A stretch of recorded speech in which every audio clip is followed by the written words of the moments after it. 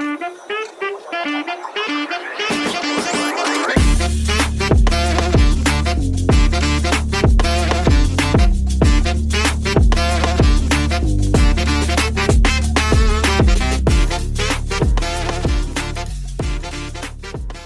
going on, everybody? Welcome to the Alex Cuesta Show. How's everybody doing out there on this Wednesday, October 25th of 2023 for episode 96?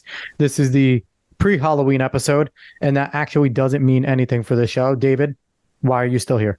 I was going to say, what does that mean? We got some spooky music next week or something? Maybe. Actually, you know what?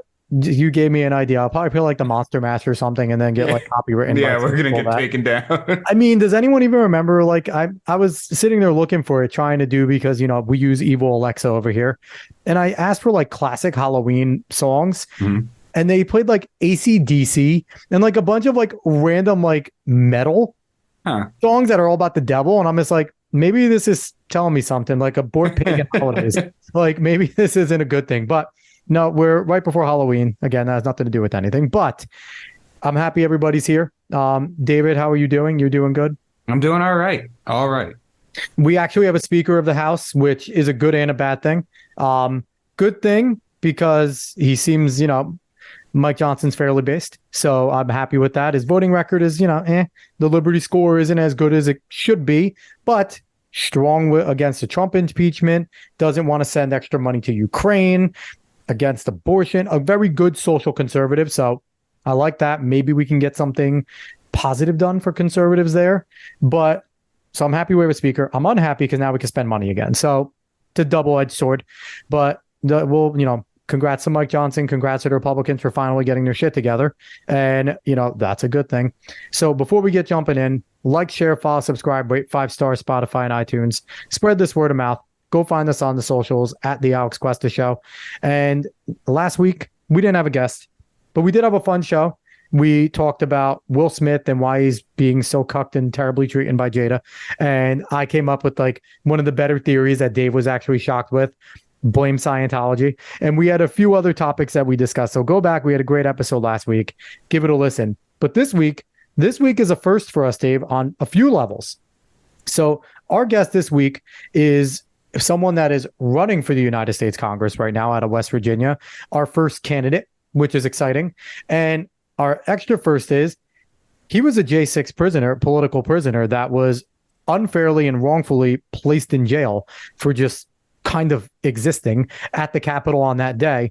But he is Derrick Evans. What's going on, Derrick? Hey, guys. Not much. Thank you guys for having me on the show. Appreciate it.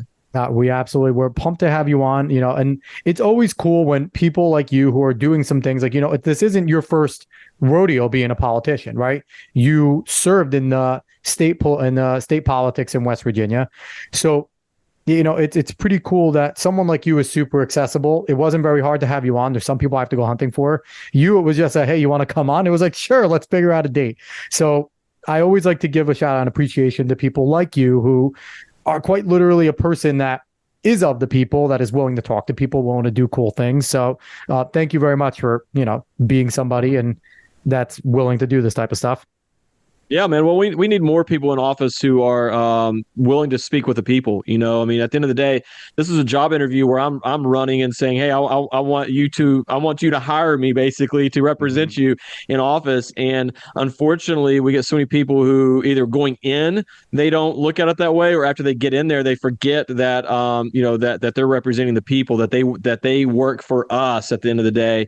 And whether they mean to or not, so many of them get up to the swamp. And I don't mean just the DC swamp. Every state has its own swamp and its own capital. These people get there, and whether it's intentional or unintentional, they allow the swamp to influence them because they're surrounded by that on a regular basis. I've always tried to be accessible to the people of my district when I was representing them, and people across my state, people across the country now, and I'm going to continue to do that even after, you know, I get elected to Congress, because I think that it's important to have the ear for the American people to have my ear, if you will, so that we are still getting the issues that's important to the backbone of the country. Definitely. And, it's interesting because David over here is going to be one of your constituents, not directly in your district, but part of your state. Mm-hmm. So I think it's pretty cool that you're actually talking on this episode to someone that, obviously you step into the federal level, you're representing all of us, right? Yep. But, the interest of West Virginia is something that David is, it's important to David now being a resident there. So this is actually a cool episode all around. And I am going to ask you, this may put you on the spot a little, but it's fun. It's a podcast. Yeah. Matt Gaetz famously does not take lobbyist money. It's really hard to not take any sort of big donor money and win a federal election. So I'm not demonizing anybody that does.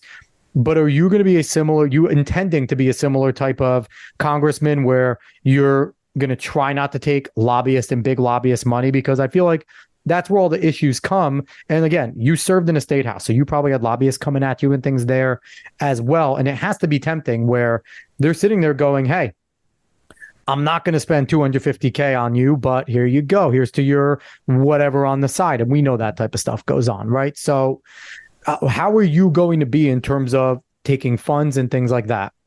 Well, first of all, Matt Gaetz is an American patriot. I'm a huge fan of Matt Gaetz. And to your point about, David not being in my district, you're not in my district. I don't live in Matt Gaetz's district, but I feel like he represents me and my values. He represents American patriots all across the country. And that's exactly what I intend to do. And we need to send him some help up to D.C.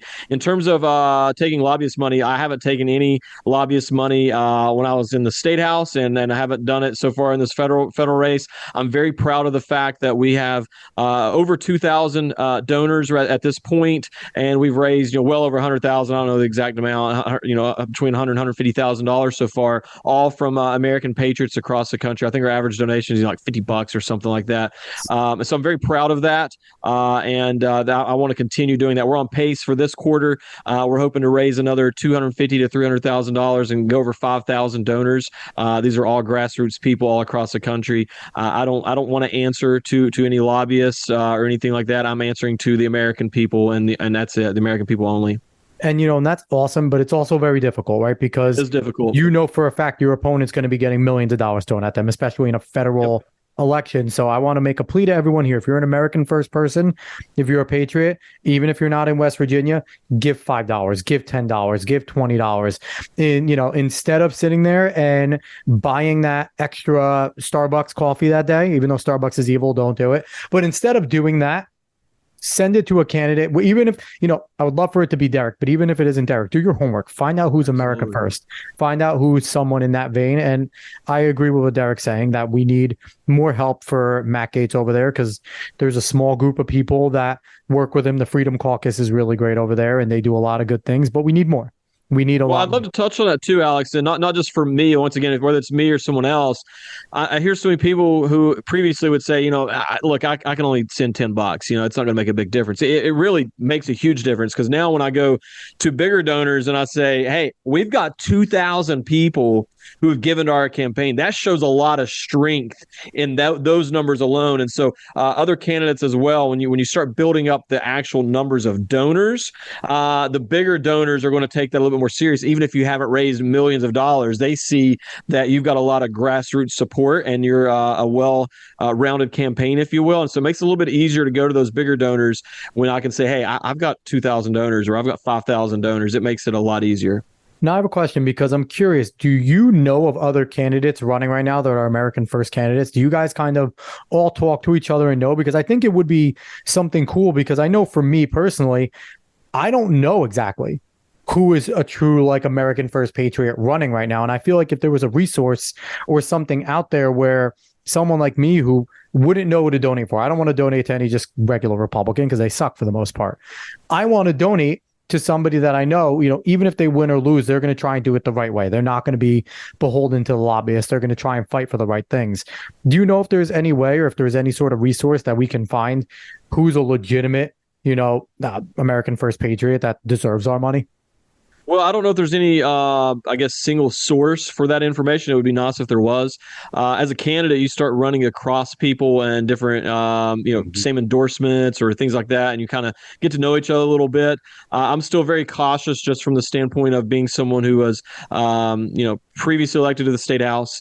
And as you guys had mentioned earlier, got arrested for peacefully protesting a stolen Mhm. election. And so many of these people who I thought were had the courage to stand against the establishment, everything. I watched a lot of these people who I personally knew who just caved to the pressure of these liberals all across the country calling into West Virginia, wanting me removed and everything. Mhm. So I'm very cautious about that in terms of saying names, because I mean, a lot of people can say things, and I'm not saying that they would, but I like to see people in action.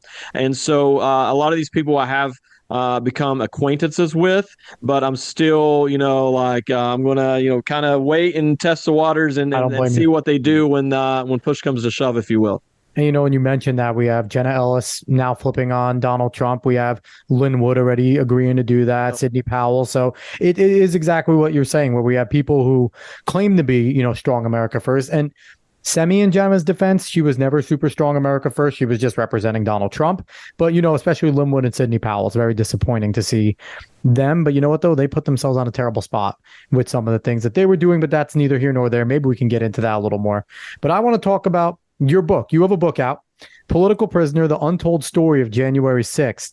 So without getting too much into the detail and kind of giving away the whole book, what is part of the untold story that you want to get out there?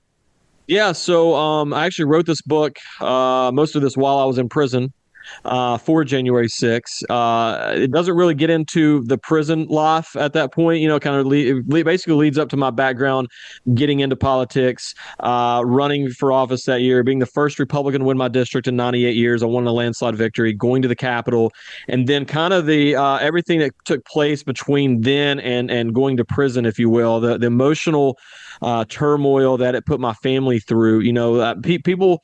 It's not a long book. I didn't want it to be very long. I wanted it to be short so people could get through it quick. And at the time when I wrote it, you got to remember I was in prison, and there wasn't very many people discussing January 6th at the time. And so it was important for me because I wanted people to see I wanted us to be humanized. At this point, the media, even the conservative media, was silent, but everybody was still calling us domestic terrorists, insurrectionists, all these things. And I wanted people to understand that, like, look, these are, you can say what you want to about me, but like, think about my family right now. I mean, at the time of my arrest, I have four children. My oldest is 7 now, but at the time, my oldest was 5 years old, and my oldest is about to be 8. But at the time, my oldest was 5 years old, and so I was home with them when the feds came and raided my home and ripped me away from my family and absolutely traumatized my children. And so I kind of just get into that side of things in the book because I want people to understand the weaponization of government. You hear that in the headlines. You hear January 6 political prisoners in the headlines.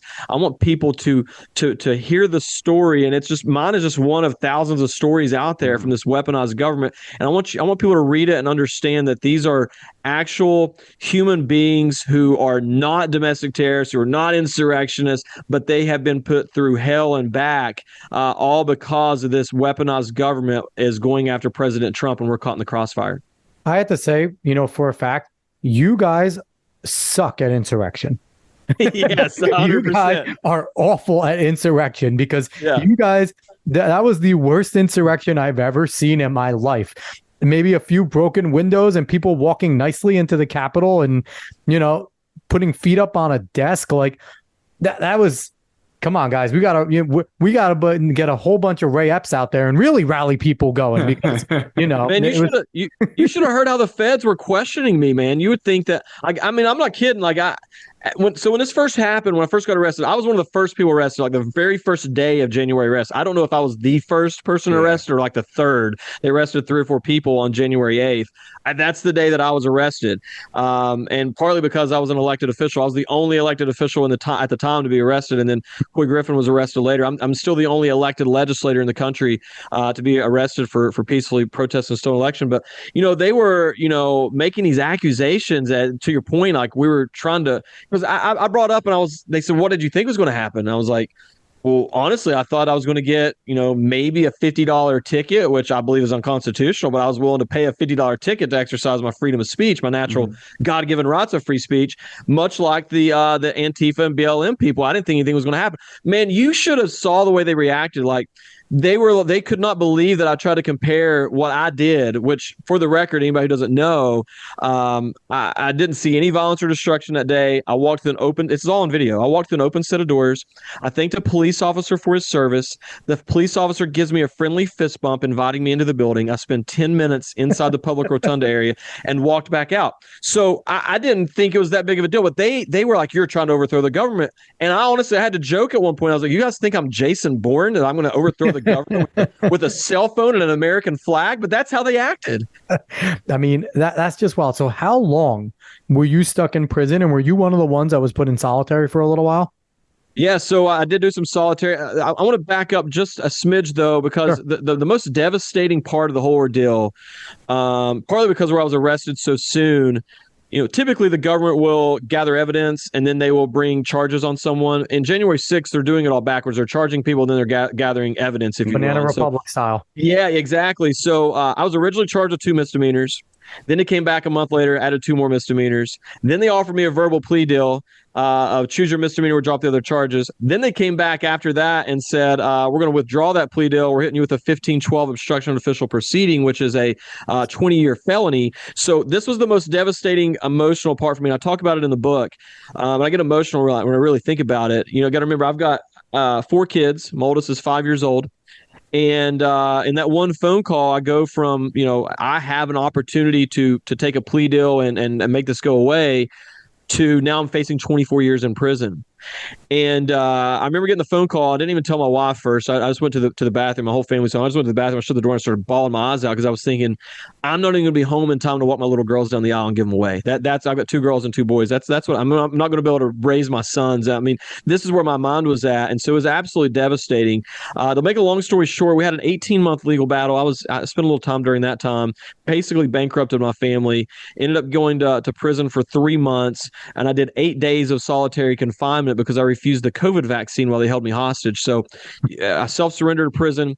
They said, "Are you vaccinated?" I said, "No." "Do you want the vaccine?" I said, "Absolutely not." And they said, well, you got to go to quarantine." I'm like, "Well, what's quarantine?" And they're like, "Well, we're going to go put you in isolation." I was like, "Okay, I mean, how long?" And, "Well, we don't know," because it depended. You got to remember, back then we had those colors. Remember all the color chart? Yeah. And so what color was how many days, you were going to be in there for. And so I said, "That's fine." And I didn't know they were throwing me in the hole.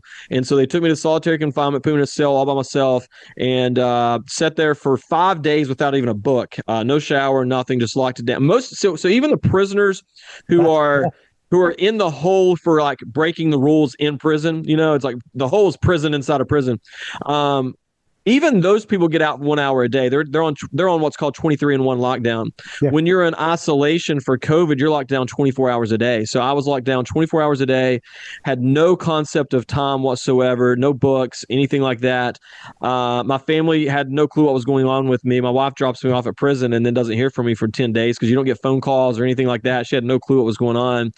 But man, I'm very blessed and fortunate. I was raised in the faith, and I leaned on God during that time. It's the closest I've ever been to God. I have a new outlook on life and a new appreciation for things that most people probably take for granted. And I remember being so thankful that I was on the 3rd floor of this building and crossed the walkway. So out my cell is like a little, window top thing I could see. And out across this walkway was like another window. It's covered in bars and wire and everything, because I was not just in a jail cell. I was in like a cage. You couldn't even like stick your pinky finger through the holes of this cage. But I could squint and move to certain areas, and I could look out that window across the walkway.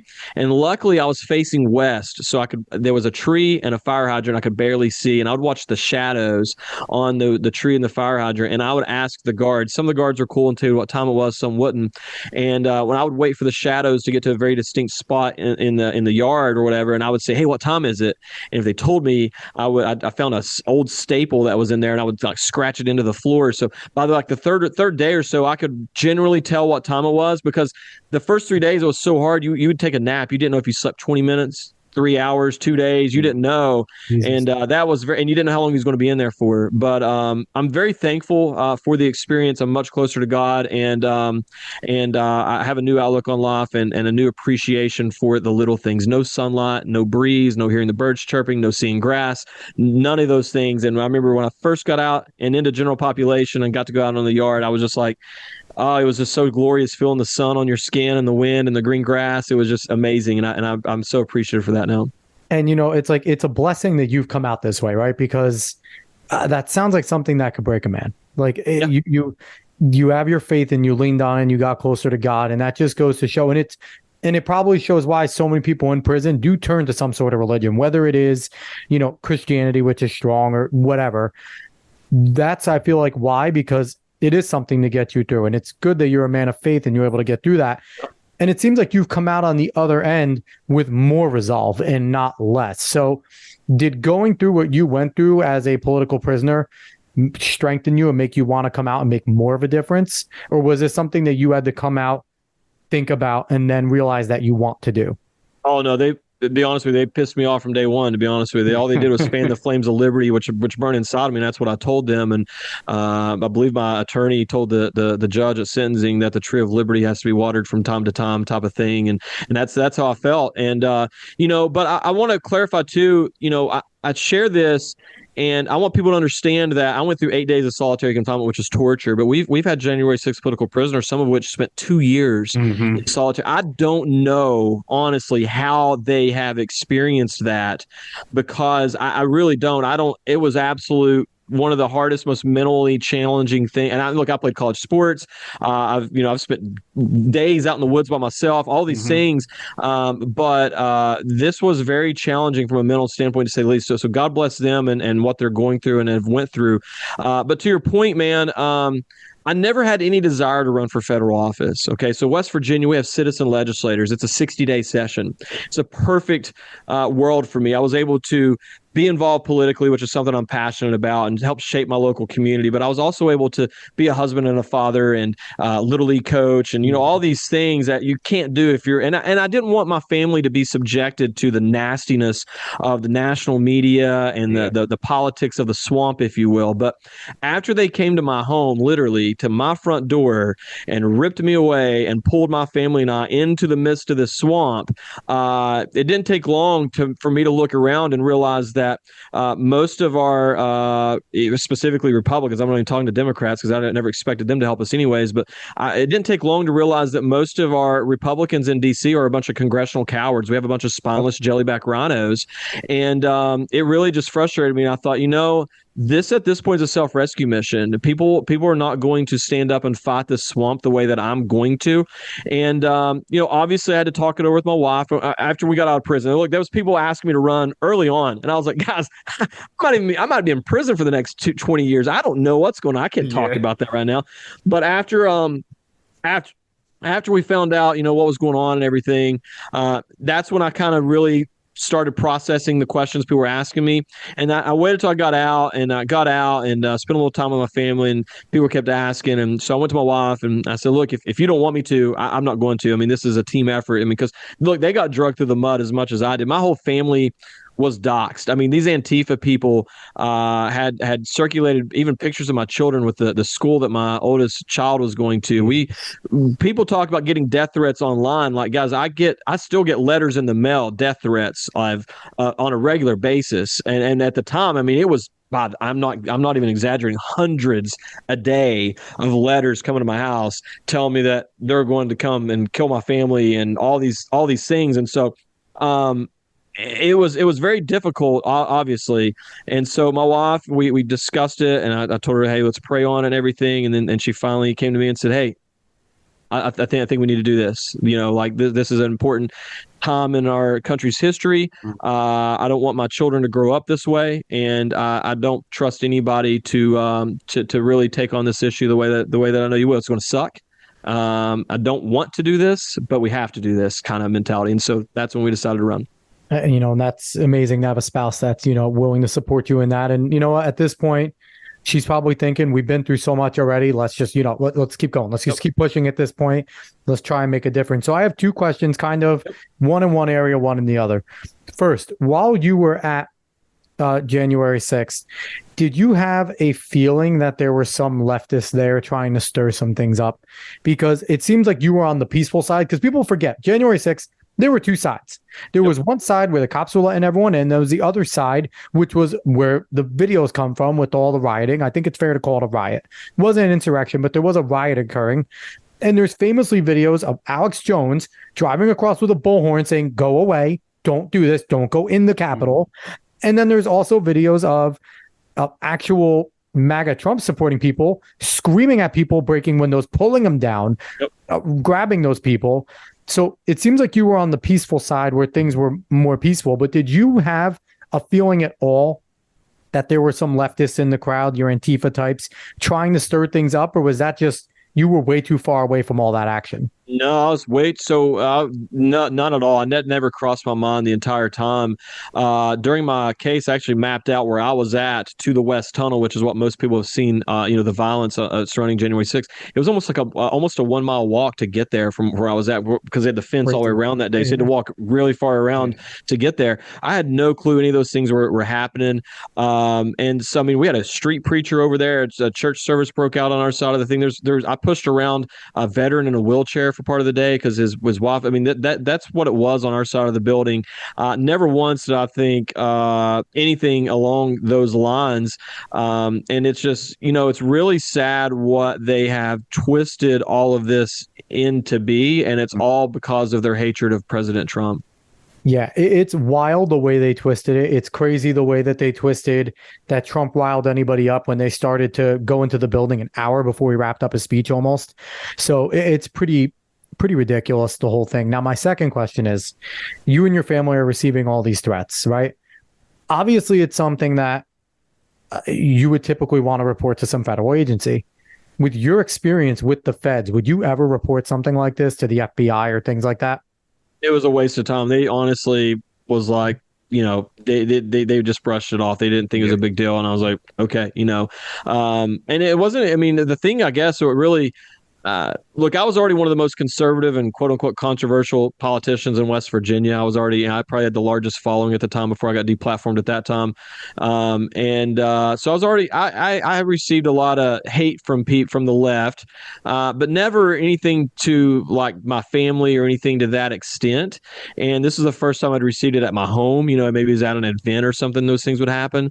And the media barrage, man, like I'm in small town USA, right? I mean, the population of my town is like, I don't know, 500 people. And we're talking about a 20-mile radius, if you will. Yeah. I mean, there's probably more cows here than there are people. And, and we had, dude, it was like something you'd seen a movie when those 2 days there between January 6th and my arrest is the media. And I'm not talking local media. I'm talking CNN. BBC flew a crew in from Britain and came to knock on my house in West Virginia. We're driving out of the driveway and they're chasing a car with microphones wanting a statement. And my kids are like, what's going on? I'm like, don't worry about it. I don't even know. Yeah. And I did, honestly. And I did. And I was like, and what's crazy, man, is so like, all that happened. I live streamed the whole thing. That's why I was arrested so quickly on January 6th. I live streamed it from my political page. I didn't think that. Look, I'm not condoning violence by any means. I didn't commit any violence, didn't see it. But like, these people stole an election, not only from President Trump, but from the American people. So, I mean, what did they think was going to happen? They think that these people, the American people, are just going to accept that with nothing. And I'm not saying it was okay, but like I understand their frustration. But I live streamed it. I didn't think it was a big deal. And by the time I got home that night, actually, before I even got home on January 6th, I was already on the late night TV shows. Jimmy Fallon and all these people was already like talking about me. Mm-hmm. And I didn't even really have Twitter at the time. And like a small account, it wasn't really on there. I was trending on Twitter. My brother was like, dude, what's his Kanye West. My brother, I remember receiving a text. He's like, dude, Kanye West needs to send you a thank you card. I'm like, what are you talking about? He's like, you just knocked him out of trending on Twitter. Remember when Kanye had cheated on him? Yeah. Well, that was right around January 6th. He was trending on Twitter. I knocked Kanye out of trending. And I'm like, dude, I don't even know what's going on. This is crazy. And so when I got home and then on January 7th, I had a local attorney who was like, hey, man, I want to represent you. I think you're fine, but I mean, I've never seen any media like this before, so let's just go ahead and do it just in case. I don't want to knock your door down." I said, "Okay." So I go down, retain him. He reaches out to the feds and says, "Hey, I'm representing this guy. If you want him, he's an elected official. I mean, everybody knows who he is. He still has billboards up with his face on it, for goodness sakes. Like, if you want him, just notify us. He'll be more than happy to come in. He's got kids. He don't want his door kicked in at 5 a.m. And for whatever reason, January 8th, the media had been at my house all day. Media left, which I thought was weird, but I didn't think much of it. And then a couple of media outlets came back. They've been gone for a couple hours. They came back and they started setting up their tripods. And I was on the phone with somebody. I said, "Man, I'm about to get arrested." He's like, and which I was paranoid anyways. I'm not gonna lie, because I mean I've never seen anything like this. And he's like, "Dude, no, you're not. Get serious." I said, "Man, I'm telling you, the media's here again for whatever reason." And I'm not kidding. Like 10 minutes later, the feds rolled up into my house, 10 to 15, 20 deep. I don't know how many it was, probably closer to 15.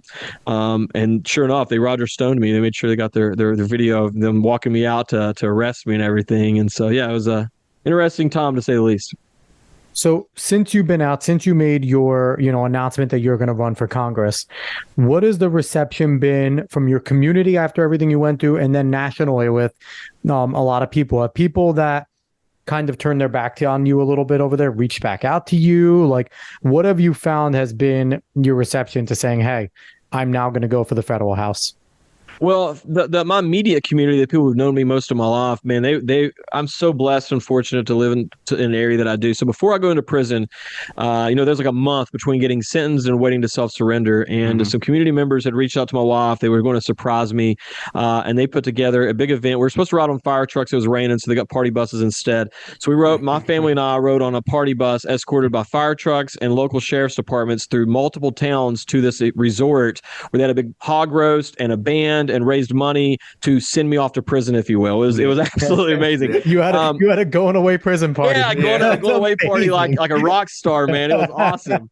And so I already knew, I knew my local community. Like, if I was to put my name on the ballot locally, like, I wouldn't even have to campaign. I mean, I had constituents come to my house who I didn't even know, who was like, "Hey, I saw your Give Send Go. I wanted to thank you in person for being the first representative I've ever had with a backbone. Here's some money I want to donate to your legal funds." And so I knew I had the support of the local people. I didn't know nationally or like throughout the rest of the state, the people who maybe didn't know me my entire life. That was something I was a little apprehensive about, especially early on. But man, it has been absolutely amazing and overwhelming of just how much support we've had. And I think a lot of that has to do with, like the Tucker tapes and stuff. People are starting to see the truth and see the reality of what January 6th really was, and realize that I am a target of a weaponized government, which I knew that, but it's hard when the media, you can't combat that. I don't have billions of dollars. I mean, literally there's billions of dollars worth of media coverage for the last 3 years of calling us those things. So, nationally, man, look, I've been endorsed by Mike Lindell, Veterans for Trump, Laura Loomer, a bunch of other people that I'm probably forgetting right now. The response has been amazing, and then throughout the district has just been absolutely incredible, man. We haven't spent any money yet. And we're polling at around 45% right now against a 6-year incumbent who's a total rhino. And what we have found is the reason we're polling so well is when people find out who I am. So it dominated the news for a year or so here, but it was 3 years ago. So the people remember the story. They don't necessarily remember my name with the story, the average person. So I was actually in Summers County, West Virginia about 2 weeks ago for an event there. And that's about 3 hours from my home. I've been excited to do this because I can't do this here in my area. Everybody knows who I am. So it's another part of the district where I'm not from there. And so just speaking to people on the street, we're at a Trump tent, so I know it's a Republicans coming up, and I'd ask, where you from, blah, blah, blah. And then I would ask him, I said, "Do you remember the guy who was elected to the House of Delegates in 2020 and went to the Capitol on January 6th? "Oh my God, yes, I can't believe that, blah, blah, blah." And I'd say, "Did you know he's running for Congress?" "Oh my God, are you serious? This is awesome." Seriously, I'm like, "Guess what? I'm that guy." And they're like, "No way. Can I get a picture with you? That's is so incredible." Cool. Yeah, and so that's the response we're getting. So our challenge right now is going to have to raise the money, which we are right now in the process. I mean, we're actually doing very well right now. I'm happy with it. We got to raise the money to make sure that the voters make that distinct connection, and when they hear my name, that's the J6 guy. And if we make that connection, we're going to win this race. That's where we're at. Yeah, for what it's worth, I think David would agree. You have the endorsement of this show Yeah. because I Thank think, you. you would be a very good candidate. I think you'd be an awesome member of the House. And I would just love to sit there and see you on a committee, outspoken, grilling some douchebag from the left or someone from an agency, because number one, I'd be like, haha, he was on my show. Number two, it would just be awesome to see you doing what you're doing out there. And I think, when you talk to somebody, you can tell, and that's why I love doing video too. When I talk to my guests, you can tell when people are full of shit. I really don't think you are. I think you say what you mean what you say.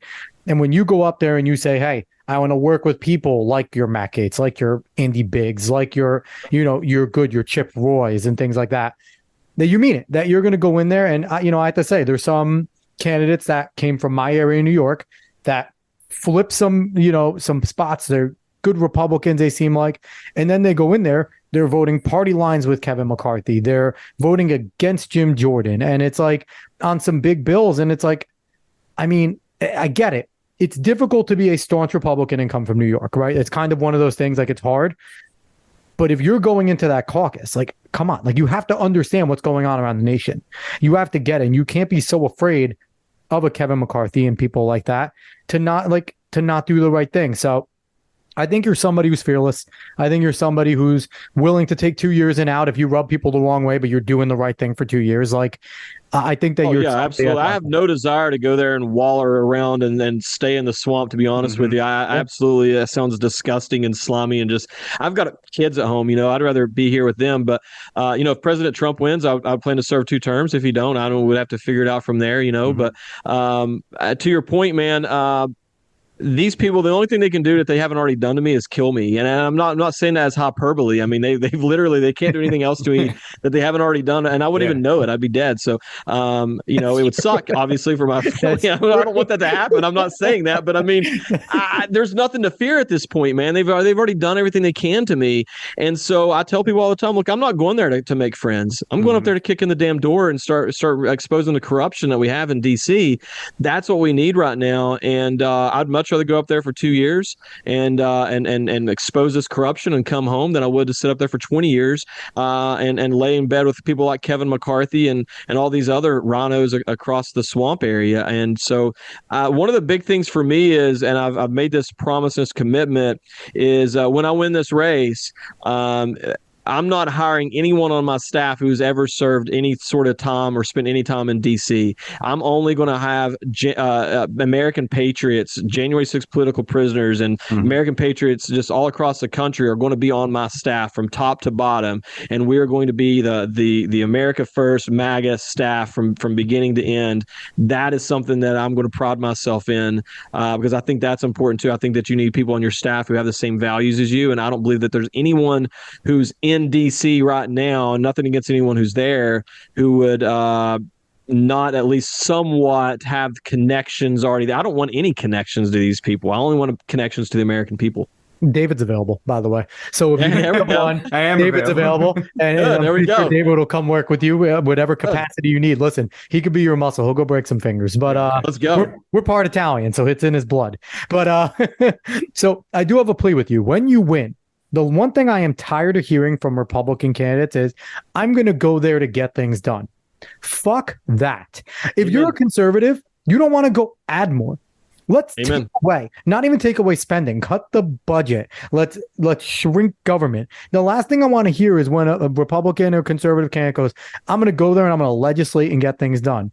That means there's more money coming out of my pocket. That's all I hear when I hear legislate. So, that is my one plea to you is, when you go there, don't go there to get things done. Go there to be a conservative, shrink the government, try and cut some agencies. And I know that takes time. And I know all agencies. I'm listening. I'm with you, brother. If it's a 3-letter agency, including the Department of Education, all these, get rid of them completely. And I hear some people, well, we need to move them out of D.C. No, we don't. We need to abolish these people, abolish these agencies, return the power back to the states, back to the local communities, back to you and me and we the people.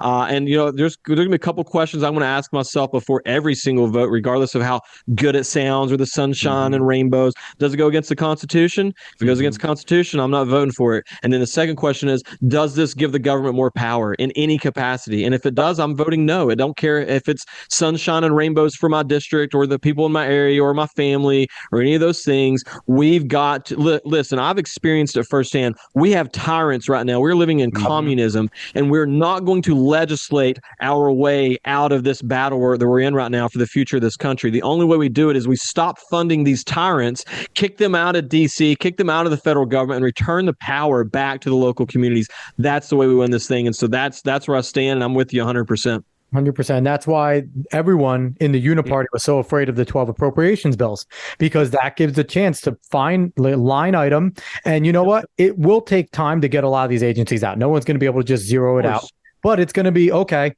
You don't get the $7 billion in funding that you get last year. You've wasted $3 billion. You get $4 billion this year, and chip away. And that's the way we do it, which is why no one that in the Uniparty wants to do 12 different appropriations bills, because all the bullshit that they put in for so long is going to get exposed there. Yeah. Yep. So, Dave, you look at. I do want to say something real quick.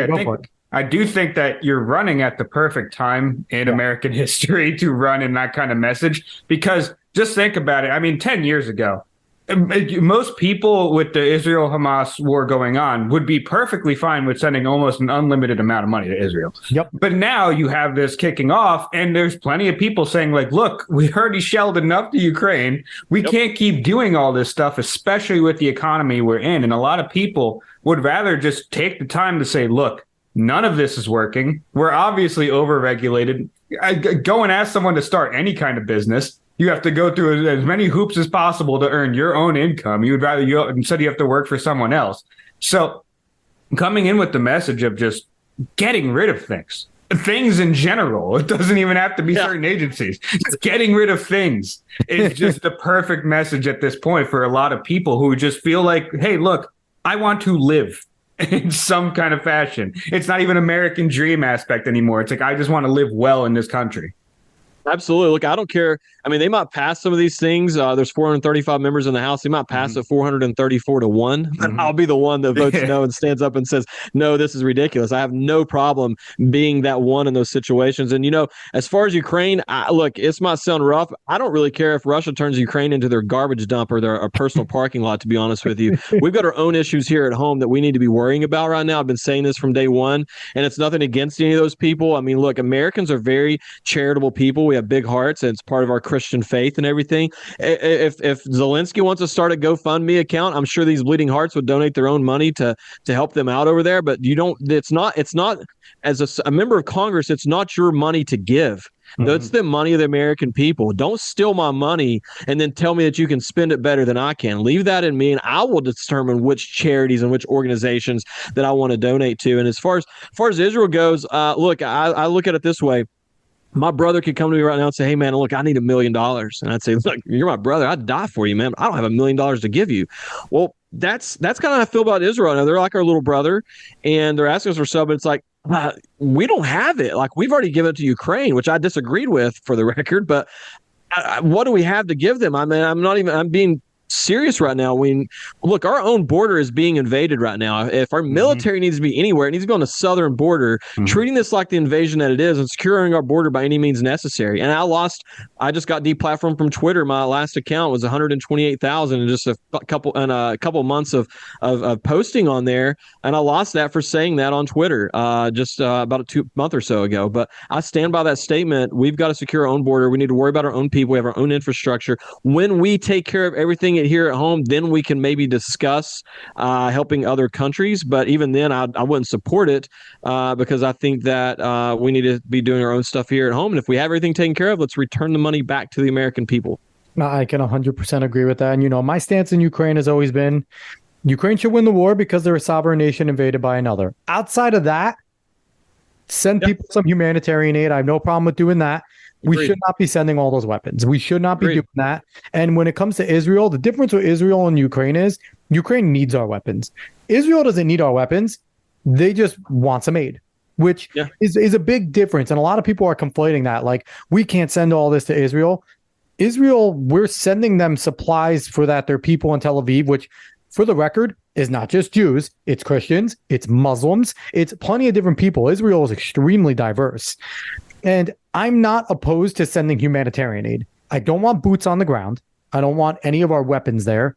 Humanitarian aid is something that I think we can do. Now, I agree with you. We have a bunch of shit to do here. If it's up to me, David's heard me say this, I would pull, I don't know how many troops are around the world right now, about 500,000 troops are everywhere. All of them come home. All of them come home. We sell the bases. We take all of our material home. We sell the bases, so we make some money off of it. We put a ton of people at our border to do what we got to do. But then the biggest threat to anyone is you mess with our allies, all 500,000 are going to be on your doorstep. Yep. No one's going to do anything. No one will do anything if America promises that everyone that just came home will be on your doorstep if you mess with us. So I agree with you. This illegitimate Biden, and they are illegitimate. I refuse to call them anything but that. The illegitimate Biden regime is wanting a world war right now. Historically, Americans do not change leadership during times of war. And it's my belief that they are putting our troops and equipment and all these things in precarious situations, hoping that there is some sort of quote unquote accident or someone gets trigger happy or something, so that they now have an excuse to actually start World War III. That's my fear. That's because that's the only thing that, I mean, under those circumstances, I guess they could technically cancel the election. And that's the only way I see that the Biden regime staying in power. And the reason I say that is I think it's important for people to understand these people in power right now. And I'm not talking about myself when he arrested me, but you don't go arrest people. And I say that, you don't go arrest President Trump if you are planning to give up power. Because they now know these gloves are off. And if Trump gets back in office, what do you think he's going to do to these people? And they know that. And so when they arrested President Trump, that was, to me, they were signaling to the world that they are not giving up power without a fight, because their lives are at stake when it comes to that. And these people are evil, and they will do anything out of self-preservation. That's what everybody needs to think about in terms of how this is all going to play out. And he's gearing up to be a wartime president. In his speech the other day, he made the announcement that we're making the arsenal of democracy and that companies are really starting to ramp up production. And he's trying, which I honestly, not going to lie, Joe Biden, it's a badass quote. I will give him due. Arsenal of democracy sounds like a good metal band name. It's such a know-nothing phrase, though. Like, it means nothing. It means absolutely nothing. I will say it does sound awesome. He whispered it and he said it terribly, but in just saying it, it does sound badass. But overall, that's what he's basically saying. He's trying to like redo the World War II style where a lot of industries turned into war machines. And he's trying to gear up the American people there for basically saying like, hey, we might need to get a war machine going. And how can I be out? There's a war about to start. I'll see you through this. Now, I think the only value is he sucks worse than any other president we've ever had outside of maybe Woodrow Wilson. So because he's so bad, I think he could start a war with Mexico, Canada, and everyone, and people would still be like, get the hell out of here. You are awful. Because he's just, I don't think a war could save him. Because then you also look and it's like, Kamala's next if anything happens to Joe. And nobody I will take Joe's flabby corpse over Kamala Harris's cackle. That's the smartest thing he's ever done in his life, was when he chose her as VP as an insurance reason for basically. Yes. But I'll say this, man, I had an interesting conversation with retired Colonel John Mills, awesome person. He's, very in touch with all these things. Yeah. And he said that we've sent so many of our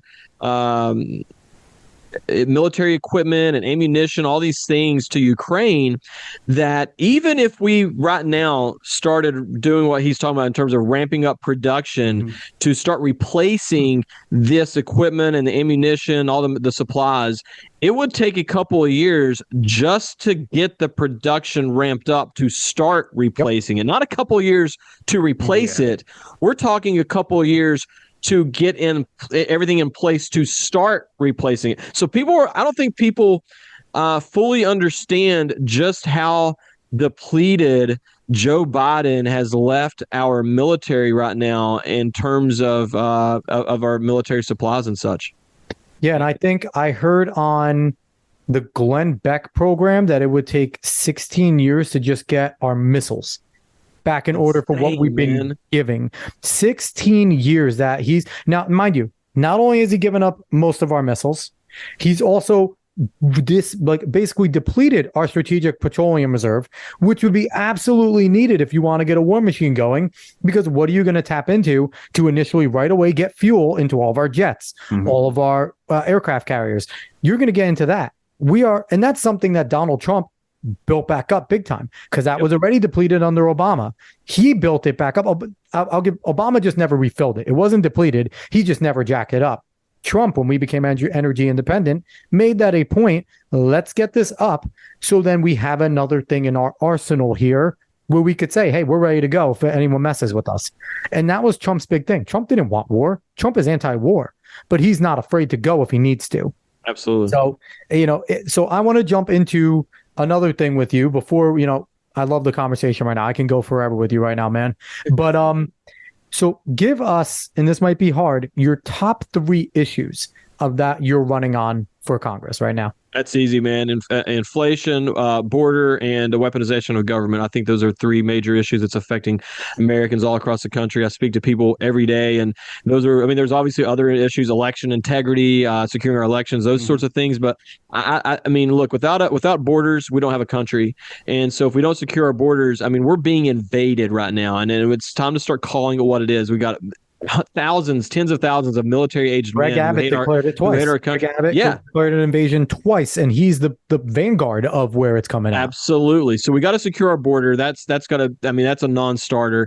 And look, inflation right now is just out of control, man. People. It's unbelievable, and that's why I think is going to be the downfall of Joe Biden, and that's why my fear is that they actually run someone else. I'm still not 100% convinced it's going to be Joe Biden, and the reason I say that is, we know historically that the economy has more influence over voters at the presidential level than anything else. Yep. And they can lie in the media about all these other things that Joe Biden has done, and they can smooth all that out.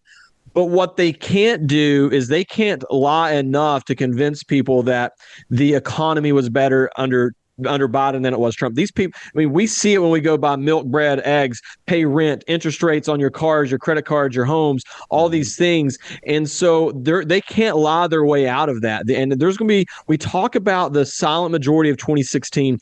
I believe that in 2024, there's going to be an even bigger silent majority, and they're going to be even more silent. There's going to be a lot of these people who were previously never Trumpers, or people who didn't vote for him last time because they didn't like him. They weren't necessarily never Trumpers, who would never admit it publicly. But they're going to go in there when it comes time to push that button. They're going to vote with their wallet, because they know that life and the economy and everything was better under President Trump than it was Joe Biden. They're going to push that button for President Trump. So I think the economy and inflation is going to play a much bigger part in the presidential election than anything else. And the last is the weaponization of government. So I want to go into a little more detail, if you have any. Yeah. With inflation, what would you like to see? What, in terms of the powers that you would have in terms of a voter potentially putting bills on the floor, how would you try to combat inflation at the federal level there?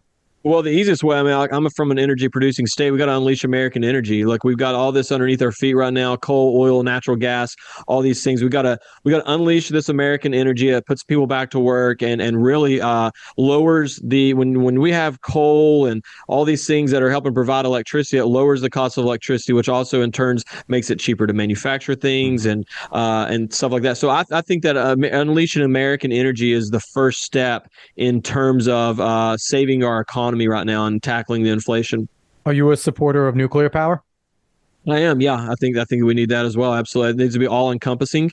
I'm not a fan of these green energy subsidies. Nope. If green energy is so much better, then let them compete on the open free market, the way that all these other these other things need to do. And so that's the issue right now, is that it's not even close to being as cost effective, but it's backed up. The government's picking winners and losers, which is never a good thing.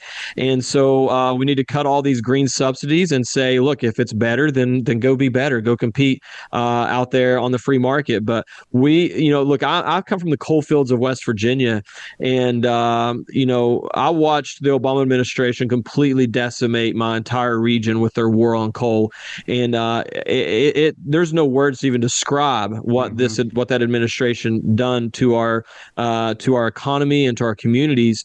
And it's even worse than people realize, though. Not only did they overregulate these coal businesses out, coal mines out of business, they actually came down and blew up and took down most of the coal-fired power plants. So we'd actually have to rebuild those if we wanted to start doing that again. Now there's still some met coal. So thermal coal is what they use to burn to make electricity, and then met coal is what they use. It burns at a higher temperature, is what they use to make steel. And so we still have some met coal mines in our area that they use for the steel industry. But if we do have thermal coal, it is shipped overseas to China and Russia and these other countries to burn, for them to burn, because I guess it's okay for the environment if other countries burn it, just as long as it's not coming from exactly American.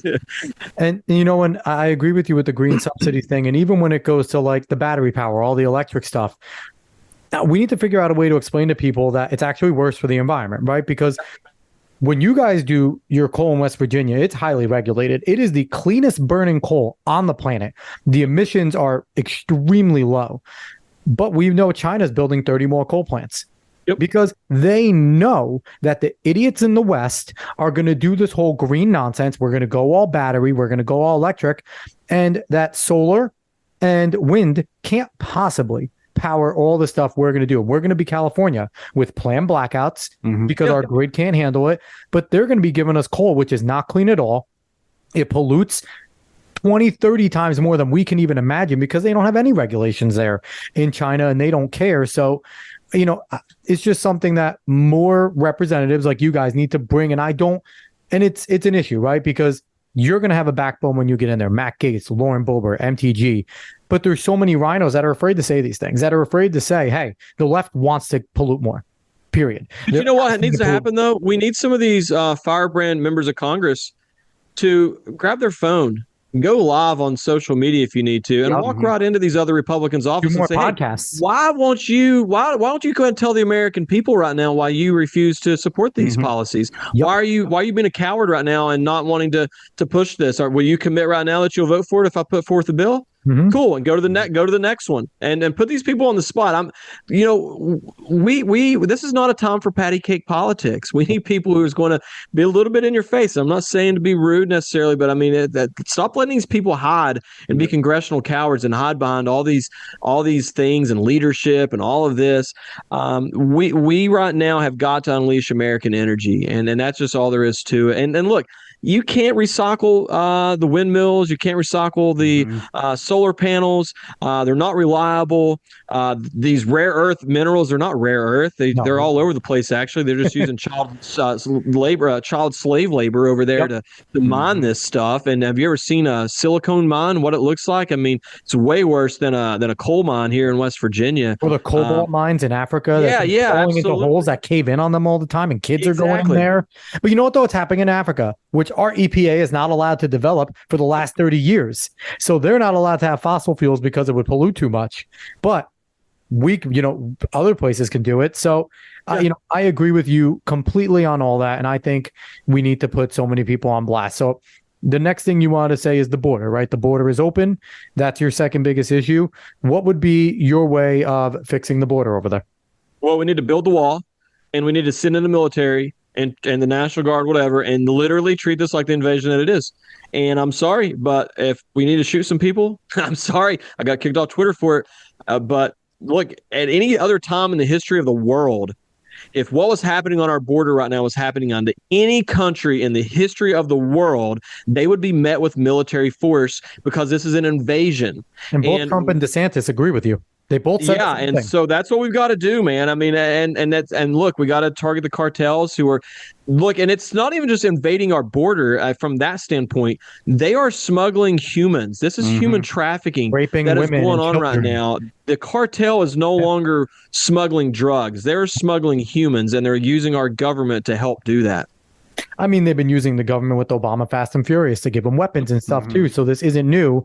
And, like I mentioned 2 seconds ago, they're raping women consistently. Women are consistently being raped. Children are being used and raped. And, it's a thing where people use it to get political points or points on Twitter, and then it goes away for a while. And, it is a big topic and something that needs to continue to be addressed. Yeah, and I do got to say, I feel like this point is also linked directly to the point about inflation and economy as well. Yes. Because look, someone could come illegally across the border, which is still a crime in the first place to do that. So that's still a bad thing. But they can come in and be as good of a person as possible. And that person still needs a place to stay. So they're going to get an apartment or a house or something like that. They still need to buy things. They are another person that needs to be a part of the economy, and that will influence the prices of things, especially with how many people are coming in. So when you have this many people coming into a country, they're just going to make things worse and worse and worse dollar-wise for everyone else in there as well. Well, look, and look, I support people coming here legal, proper way. My wife's a first-generation American. But having said that, we have such a crisis right now. I would put a moratorium on it. There would be no immigration in our country for at least a decade at the bare minimum, so we can get a handle on all this and start stabilizing everything. And so, look, I agree with you. We've got to secure the border. And something else that a lot of people don't discuss that I don't know if a lot of people understand how it works, but like I hear people talking, well, they're voting, and then the other left said, no, they're not voting. Let's just pretend they're not voting right now. Okay, that doesn't matter. What they are doing 100% is the congressional representation of each state that is determined by the census every 10 years. That is determined by the population, not the population of citizens. And so these people are counted in the population, which shapes the electoral college count for each state and the amount of congressional representation you have. West Virginia lost a congressional rep this last census, barely. And had they not counted, and President Trump tried to stop this, just for the record, the courts shut it down, and I think they continued that fight, or I think President Trump would have continued that fight had he won.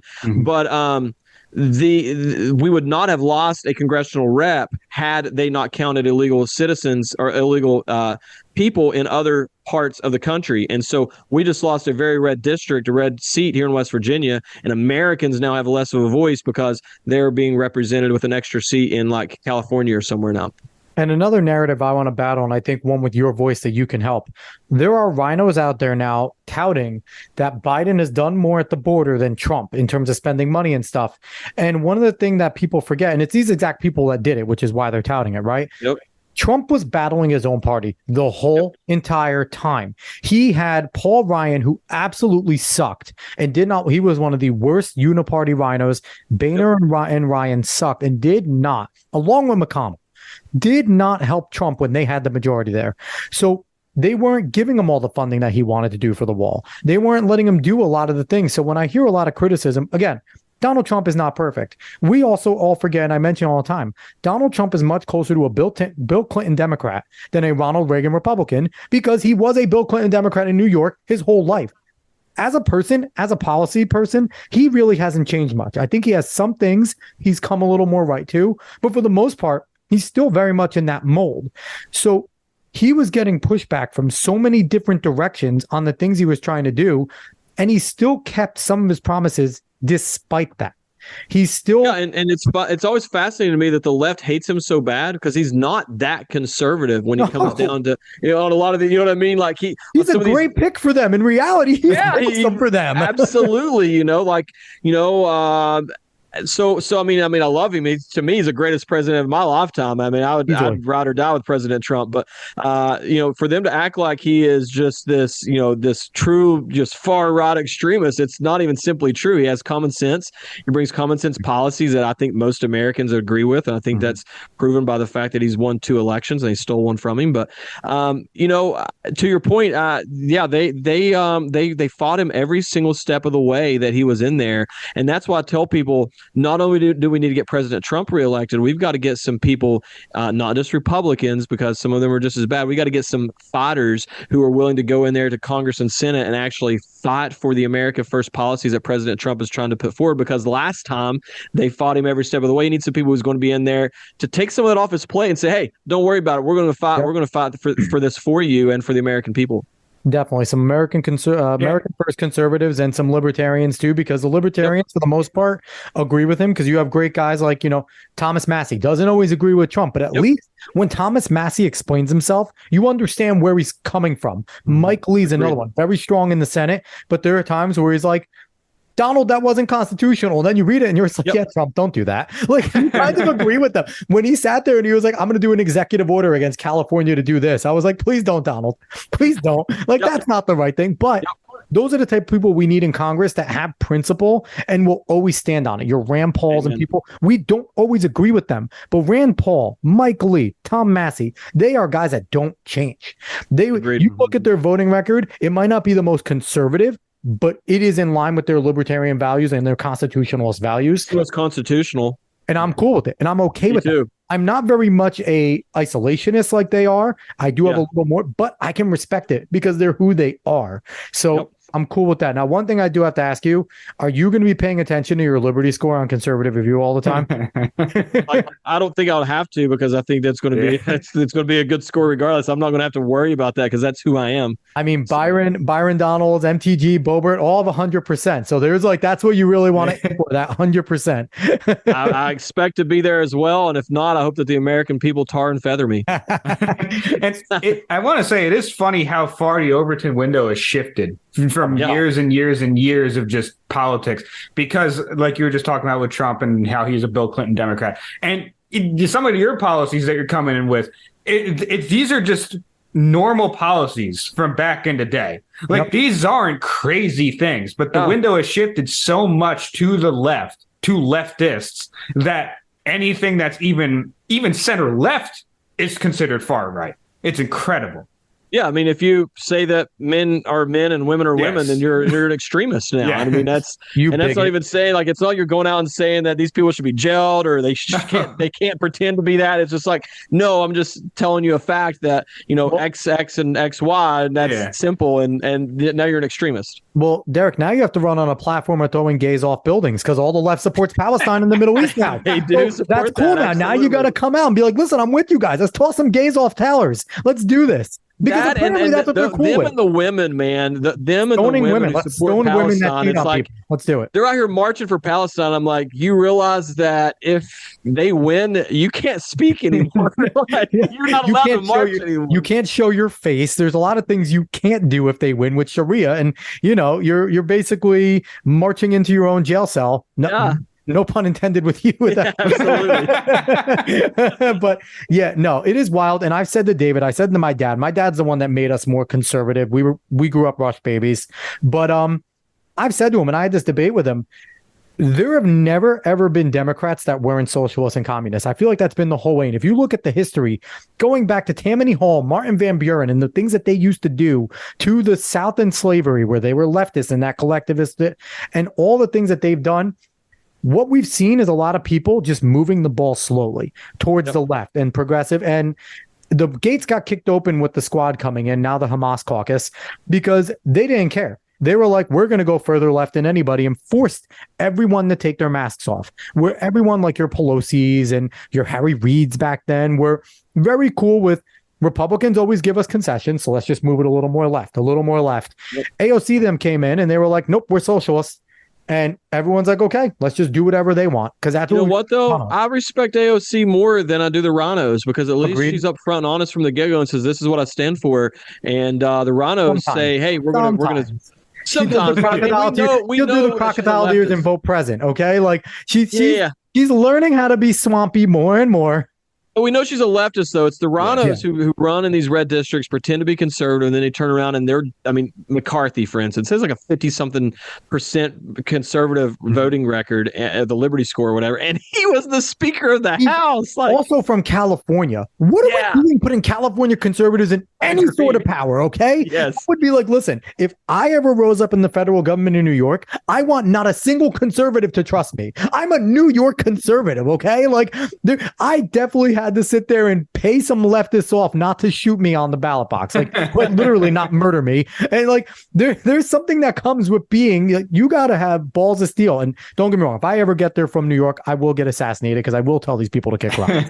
You're a lot safer coming from West Virginia, because no one, when you get back to your district, they're going to agree with you. So 100%. So you won't have to deal with that. It's like, it's so wild. So I want to get on to the last, your big button, hot button issue is the weaponization of government. It makes sense why this is a big topic to you.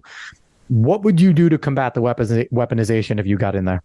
Well, the first thing we got to do is defund the DOJ. I mean, right now, I mean, they're just completely weaponized, and it's so much. When we need to impeach a lot of these judges, okay, not a lot of people are talking about that either. So I want people to understand. We all hear about the weaponized DOJ, and it is bad. I mean, I've experienced it firsthand.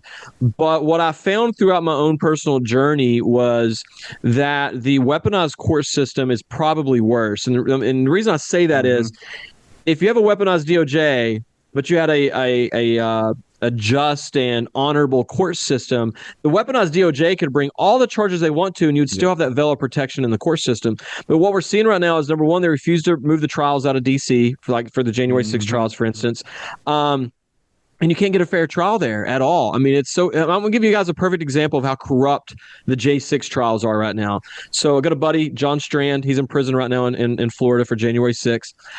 When he went to his trial, he said that the jury selection day was the most fascinating day. They were lined up around the building, and people were literally crying when they were chosen because they were so excited to be on the jury for January 6th, number one. But the worst part, they should be kicked out on that off merit, because you should be excited to be a jurist. 100%. You're not supposed to know about it.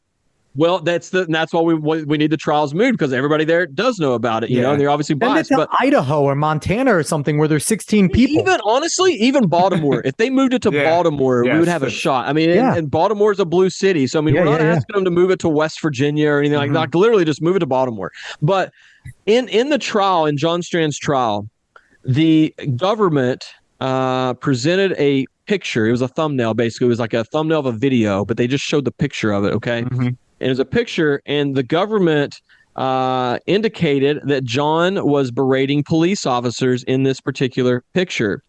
In reality, it was a thumbnail of a video, and if you went up and you pushed play, like just left it up and pushed the play, but you could see the play button. If you went up and pushed play, you would see that John was actually clapping and thanking the police officers. And here's how corrupt the court system is. The judge allowed the government to present that picture and claim that John was berating police officers, and did not allow his attorneys to push the play button to show that it wasn't true. That's just something small that's happening in our court system right now.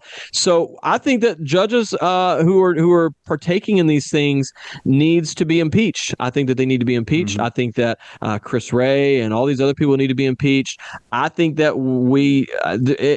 it is so much deeper than one person or one agency or one thing. I don't know how you actually solve it, to be honest with you. I'm not claiming to know the exact answer, but I know that status quo is not going to do it, and it's going to have to be a scorched earth scenario in order to fix this issue. And I'll quickly say that it's not just the weaponization of government, man. An issue that I wish even the left-wing extremists who hate me would at least listen to me on this issue is our criminal justice system is broken in this country, man. I mean, 100%. When I went to prison, I thought I went in there with an intention. You know, I was a huge fan of. This is going to sound crazy. I was always a huge fan of 60 Days In. I watched that show a lot, and I've always kind of been fascinated with it. And I knew I was only going to be there for a few months. I was never planning to go back, and so I wanted to be involved in politics. So I went in there with a mindset: I want to learn as much as I can, and I'm also going to use this as a mission trip and spread the word of God behind prison walls while I'm there. And I did those things, but I thought I was going to meet a bunch of people who all claimed that they were innocent. And, you know, I didn't meet a single person who claimed that they were innocent. I met a bunch of people who said, just like I did, you know what? I might have done something a little wrong, but they overcharged me and they've over-sentenced me. And now I'm in here for 15 years for something petty. And that's what I found, and that's what I saw. And it's really sad how many people, this is more the libertarian side of me, how many people are going to prison for 10, 15, you know, even 5 years on victimless crimes. That is heartbreaking what is taking place in our country right now. And that's something I'm very passionate about. And I've always kind of had one foot in that door, if you will, but I didn't really fully understand the extent of just how broken our system really is. So, David, you can go ahead. I do want to say this. I feel like people are slowly waking up to a lot of the weaponization of government and just how overbearing government has been, especially over the past couple of years. I mean, really, you had January 6th happen, which, you know, that it was very divisive on whether or not people realized what exactly was going on, especially with the aftermath of it. But now people fully getting more and more of the aftermath of the response to COVID, not COVID itself, but the response to COVID. Now that they're actually understanding what happened during that time, because we're going to be feeling the effects of that for a long time with them locking down the country and, arresting people for trying to go on a damn beach. Yep. So but now people are finally understanding what exactly happened here, especially if they have kids.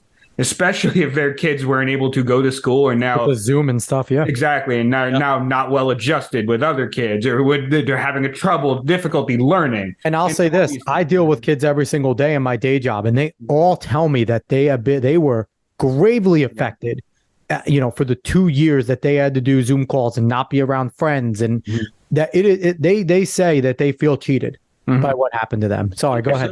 But this is all just representation of the weaponization of the overbearingness of the government that we have right now. Because not only do they go after specific people like you, but they can go after everyone. They literally showed after the former president. They literally showed that they'll go after everyone and anyone, even in groups of people. It doesn't matter.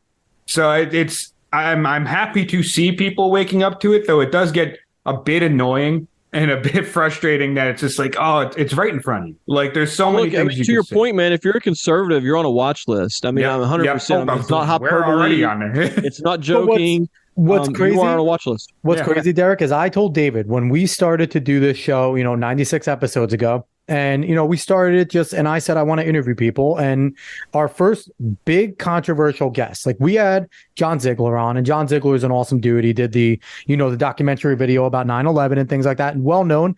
But our first super controversial guy we had on was Billboard Chris, and I said to David, if we do this, we are planting our flag. We are on a list officially. They probably already looked out for us, but now, we are official. And there's no going back anymore. Like, they know who we are. We can never get famous, but the government knows who we are. And if shit hits the fan, we're getting taken away. 100%. Bottom line. And we're both all in. And that's where, and we're both all in with this. We feel that, I said to him, we're not morons. We love politics. We know what we're talking about, and it would be a disservice not to at least get our voices out there and talk to people like yourself. So, I appreciate what you guys are doing, man. We need more people doing it. And I want people to understand that, people think about January 6th, but you got to remember, parents who spoke out at school board meetings are being targeted by the FBI. Yep. You got the Michigan electors. Yeah. You got so many people. You got pro-life activists. You have the guy who made the memes going to prison now. And so, this is so much bigger Schroyer from InfoWars for no reason at all. Yeah. This is so much bigger than the January 6th right now in terms of that. And I say that as a January 6th political prisoner. But what I want people to understand is the prison wasn't even really the worst part. I'll have to say it was the process is the punishment, if you will, is what we say in the J6 community. So I was completely debanked. I mean, forget getting deplatformed. I lost all my social media accounts, but I mean, debanked, meaning major banks calling the note on my home, and not just mine and other people's, and the note on your vehicle, to where you have 30 days to pay it off or lose it. You can't open checking accounts. I can't use most of these services. There's a lot of companies that I can't use, and it's not really them; it's the banks. So, Anadot is an alternative to WinRed. I can't use them to fundraise because their bank won't approve me as an underwriter because of January 6th. And then after that, I can't get approved for so many things because of January 6th, but I was finally started flying again a couple months ago as my campaign started ramping up, and found out that not only am I on what they call Quad S, every January 6th political prisoner is on what they call Quad S, which is the highest level of security you can have and still fly on an airplane. And let me just explain to you how crazy this is. So I get to the airport, I hand them so I'm not allowed to check in online. I have to check in person. So I go to check in at the desk in person. They take my ID, punch it in, and 3 or 4 employees come out. Things start shouting out over the thing. We're on high security alert. They have to pick up the phone. They spend 20 minutes on the phone asking, are you traveling with anybody? Do you have all these things? I'm like, no. And if I did, I would just lie to you if I wanted to. I'm not that I'm going to, but somebody could. Well, so then from there, after they finally approve me and they give me my boarding pass and it has the 4 S's, I'm like, yeah, I'm Quad S. So if you ever see on your boarding pass 4 S's on the bottom right and the top left, that means you're Quad S. So then I go to TSA, and I get to TSA and I hand it to them, and I'm in a very small airport. They've never seen anything, like they've never experienced this before. So they're like figuring out what to do. They come over there in front of everybody and read me off this big script. It'd take about 2 minutes, but the gist of it was, you start this process. There's no going back. You can leave now, but once you start, you're going to have to finish the process. Do you wish to continue? I'm like, well, yeah, I want to fly.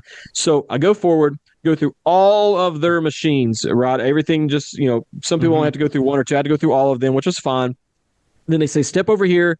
Before we pat you down, we're going to swab your hands. I'm like, okay. So they swab my hands. They put it in this machine to swab for explosives. Then they literally, and I've been to prison, so this is the worst pat down I've ever had in my life. He was like, are you sure you don't want like a private screening? I said, no, man, whatever we're going to do, we're going to do it right here. When I say they touched every square inch of my clothing inside and out and every square inch of my body, every crevice of my body, I'm not kidding. I never had a pat down like this even in prison. I mean, they were very, very personal. After that, I go over to, they got these machines that they actually brought out. They don't even have them out all the time. They're behind plexiglass. I'm standing there and they start taking every single item out of my bag and swabbing every single item and every nook and cranny of my bag for explosives. Every electronic that I had to turn it on and show them that it worked. They had no clue what a gimbal was, for the record. I had to explain that to them. I'm not even joking. It was older people. That was fascinating. So then this is the first time I went through. And so on my second bag, I had my carry, I had the two carry-ons, like your personal bag and your carry-on bag. So they already went through the first one. Now they're in my electronic bag. They swab it and they stick it in there and it starts making a different noise. Red lights start flashing. More TSA agents come out, and I'm thinking, because you guys are going to remember, I'm on probation. I'm on probation for 3 years. So I'm like, man, I'm going to prison. Like there's something in my bag that I didn't know about. Did I, years ago, did I use this bag as maybe like an ammo bag and I didn't know? I mean, I'm freaking out over here. Yeah. And, 22 is dirty ammo. So I'm thinking, is there like some of that in there? Maybe I use it at some point to go plinking around. But it come to find out there was a crumb of a sugar cookie, which will give a false positive on there. And it shut everything down. I mean, literally, guys, it took me about an hour and a half to get through this process. And so then it gets better. We're just getting started. I get through security. I go sit down. I got 30 minutes until we start boarding. In a small airport, they can literally see me from the TSA agents where they're sitting to where I sit down. I mean, there's 2 terminals in this airport. They start boarding. I get up to go get in line.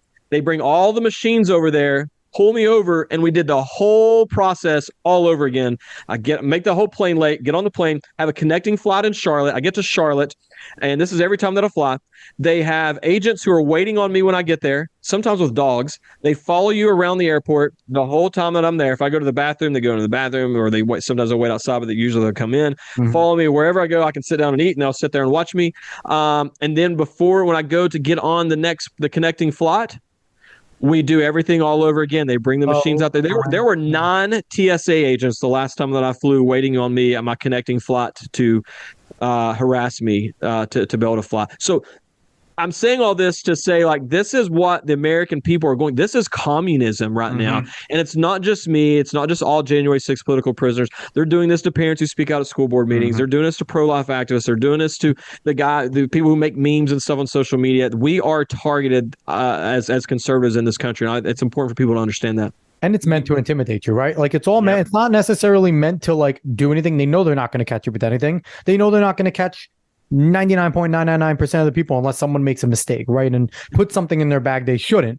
But it's just to make it so that you don't want to fly anymore. You don't want to do this anymore. You don't want to continue to fight. And that's what they're trying to do. And people like you who are going to continue to do it, are going to put up with it, are a thorn in their side. So, I appreciate everything you're doing. I think you're going to be a great congressman. And, I know you said, maybe 2 years or 2 terms and out. Please stay longer if you go there. I'm mostly for people not staying in a long time, but stay long enough until you start to feel swampy. But if you start to really feel swampy and you feel it's starting to tug, then get out. Because I made this commitment. When I leave, I will make sure that I find another America First Patriot representative to replace me. I'm not going to leave it to some swampy person. Look, I live in one of the reddest districts in the country, and this is something I wish that more people spoke about as well.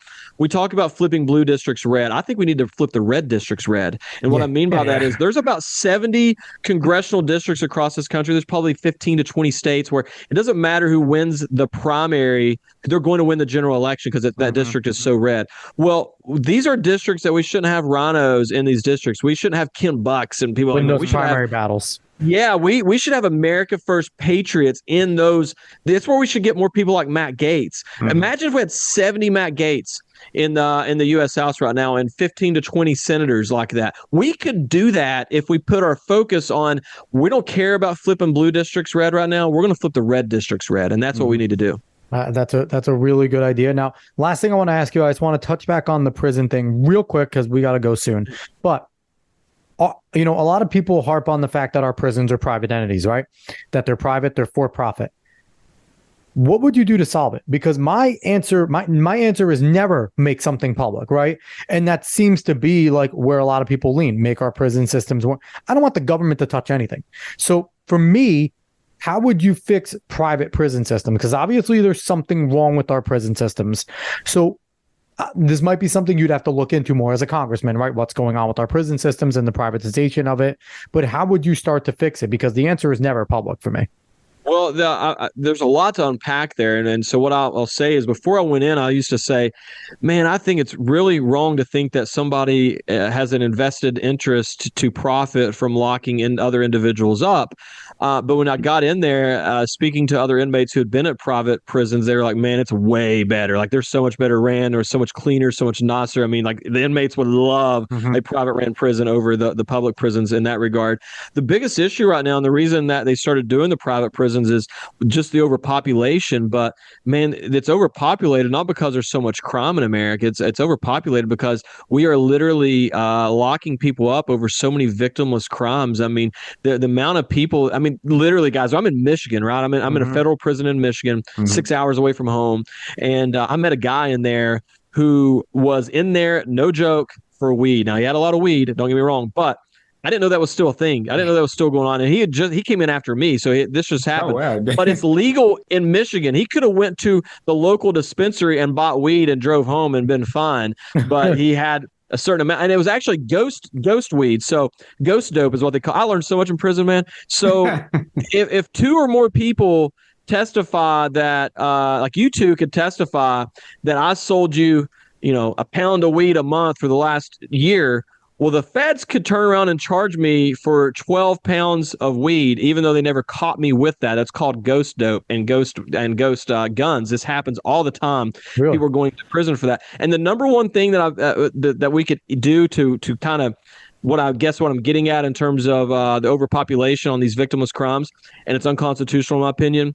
There were so many people in there who maybe they caught a charge when they were 18, 19, 20 years old. Now they're in their 40s, never had any issues, never been in any more trouble. They got pulled over for a broken taillight or something stupid, and they had a gun on them. And now they're in prison. They wasn't like, robbing a bank with a gun or anything like that. There are so many people in there right now who are in there for simple possession of a firearm or ammunition. I met a guy who was in there for they in his car, they had ammo, no gun, ammo, and they charged him a charge for every single bullet that was in that thing, and he ended up having to take a 15-year plea deal for that. And so that is what I'm talking about with this over-policing in our country. Look, you have the Second Amendment says shall not be infringed. It doesn't infringe. It doesn't say shall not be infringed unless you've committed a felony. Shall not be infringed unless you're 18. Shall not be infringed unless you're standing on your head doing 10 jumping jacks. It says shall not be infringed. And so I'm a very libertarian when it comes to those things. I believe you want to buy an army tank and you want to drive it down the road and stop at the stoplights and obey the speed limit and go to Walmart and get your groceries, more power to you. I would probably be jealous and ask if you'll give me a ride home. Sounds pretty cool.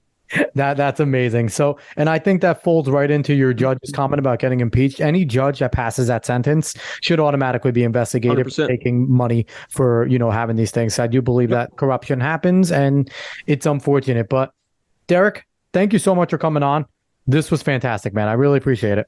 Thank you guys for having me, man. I appreciate it. This has been awesome, and looking forward to keeping in touch with you guys. Yeah. 100%. So once again, he is Derrick Evans. He is a January 6th political prisoner and a candidate for U.S. Congress. What district are you in West Virginia? I'm in West Virginia's 1st Congressional District. Anybody can go to my website. It's evansforwv.com, and you can learn more about me there. And where else can they find you? You're on social media. Is it Evans for WV? They're all different because I've been deplatformed so many times. I'm on Facebook, Twitter, Getter, True Social. I'm mainly active on Twitter and True Social and Facebook are the main places I'm active. But yeah, I've been deplatformed so many times now that I don't even know the handles honestly on each one at this point. But I'm active on those three. Go search Derrick Evans, Derrick Evans, spelled normally, and then you'll find him. He'll pop up there. And once again, go find his book, Political Prisoner, The Untold Story of January 6th. Can that be found everywhere books are sold? Yep, sure can. All right. So definitely go do all that. If you like what you heard today, like, share, follow, subscribe, rate 5 stars, Spotify and iTunes. Spread this word of mouth and go find us on the socials. Just go search the Alex Cuesta Show. You'll find us there doing everything. And this was an awesome show. David, do you have anything else to say before we get out of here? After all the socials, apparently. No, you are. You're useless. Yeah, I know. And it was a great show. Great talking to you on hearing all the things that you went through. Honestly, you said like debanking and stuff like that, but really they're like depersoning you at that point because you can't necessarily do anything for that time. So yeah, no, it was a great show. I enjoyed the hell out of it and can't wait to talk more.